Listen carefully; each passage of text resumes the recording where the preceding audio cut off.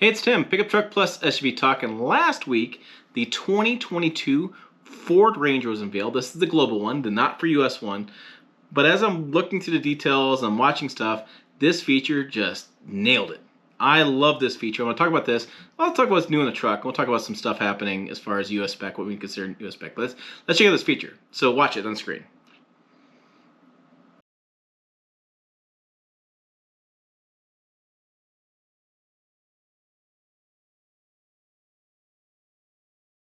Yeah, there you go. Isn't that simple? I'm a big fan of KISS, right? The KISS acronym, keep it simple, stupid, right? So I love innovations that don't require Bluetooth, don't require me plugging it in, don't require me syncing stuff, whatever.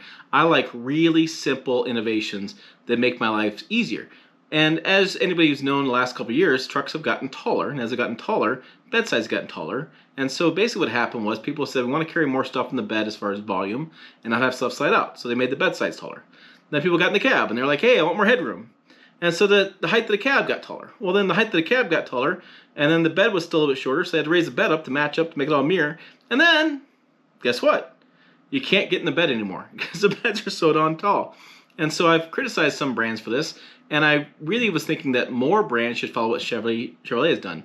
You know the backstory, my dad was in mock-up for GM for years, and for years they had mocked up the bumper step, which is what they found in the Avalanche. That is now in the new Sierra and Silverado have this bumper step. Actually, the Colorado and Canyon have it too.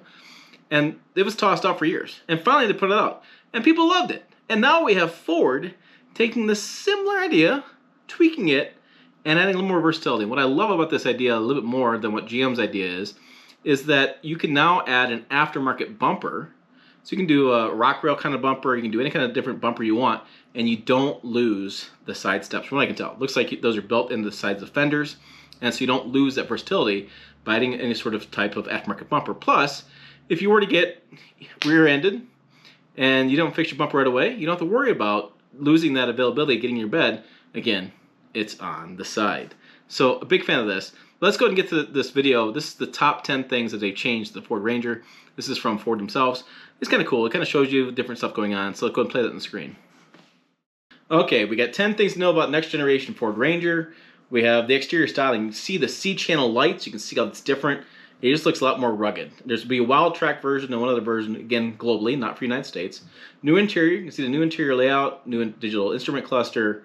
They've taken stuff from like the Maverick and the Bronco, put them together with a big screen. That is from like the Mach-E. I like that big screen, like the portrait layout of that. I think it looks really good. Zone lighting. Huge fan of zone lighting if you've seen this channel. Big fan of that. There's new E-shifter, electric parking brake. Must have been a thing over there. In the US, it's something we have quite a bit. We have the on-road and off-road drive modes, which is something they've done with GOAT modes from the Bronco. Right there, rear load box access step. Loving that. Love it all day long. The cargo management system, this is similar to what the Maverick has, kind of the idea behind it. We have power in the bed. There is not a Pro Power on board though, because they only offer this truck in like a diesel and some different gas configurations. And I don't know why. I know they can do the power on board with gas versions, and the diesel I thought had power on board availability before they killed it in the half ton. But I guess it's not a big deal in Australia. I would think that'd be kind of a big deal. Big fan of that feature, Pro Power on board. I had it on my F-50 hybrid I had last year. And so I'm hoping that Ford keeps doing what they're doing with the F-150s and the Raptor and stuff, adds that more power in the bed. So that way, like you saw, the guy was using power tools. It was using battery operated power tools. But you could use corded power tools. You could plug in stuff, campers. You can run stuff off your truck. So I'm more of a fan of that than I am what they did with that. But I just wanted to show you guys that rear load bed access step, man. Huge fan. And I made a big deal about that in the heavy duties for the Chevrolets because they put a step behind the cab. And people thought I was dumb and I was being an idiot. But I'm telling you, in the lifespan of truck ownership, all the bells and whistles, heated seats, the leather, the panoramic moonroof, and all the stuff they have these days, the best innovations, to me, are the simple ones. The side bed step, the bumper steps, the simple to use stuff, you know, the GMC where they have the bed tailgate that has multi-position, stuff I actually would use, not forget about. I really like that what they did with that Ford Ranger. So again, Ford Ranger is not coming to the United States, that version of it. However, a lot of times they carry over some styling features. They carry over like some of the, I hope that rear bed access step gets carried over in US spec versions. We're expecting a new Ford Ranger to come to the United States in 2023.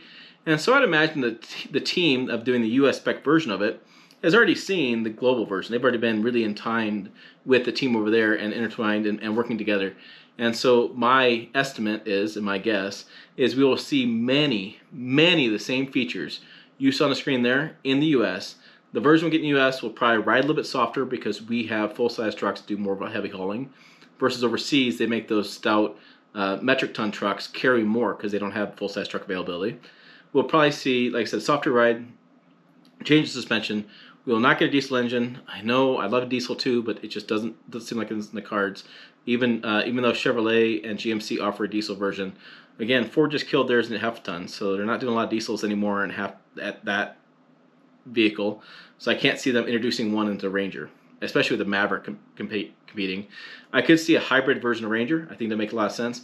Plug-in hybrid, I'm still on the fence on how that's going to work out with a full-size truck and even a mid-size truck. It seems like some people think it's a great idea, but you're still moving a lot amount of weight around, and so I'm just confused on how it's all going to work out.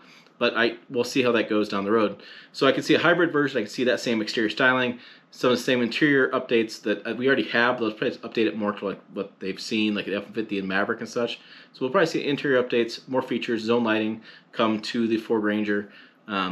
I'm hoping a Pro Power on board. If I'm going to do the hybrid, do a Pro Power on board feature and exterior styling. So that's what I got for you today. Again, huge fan of that bed step. I hope that more vehicles from Ford have that opportunity to have that inside, and I hope that more manufacturers find ways to make their own unique take on that and integrate that in their own pickups, because I think it's a very handy feature, a lot better than that damn step that comes off the back end that you have to buy from the manufacturer as aftermarket, or it comes underneath the bumper. I just don't care for that one at all. But hey, those are my thoughts. Let me know your thoughts below. Check the other video out over here, website down below. As always, thanks for watching.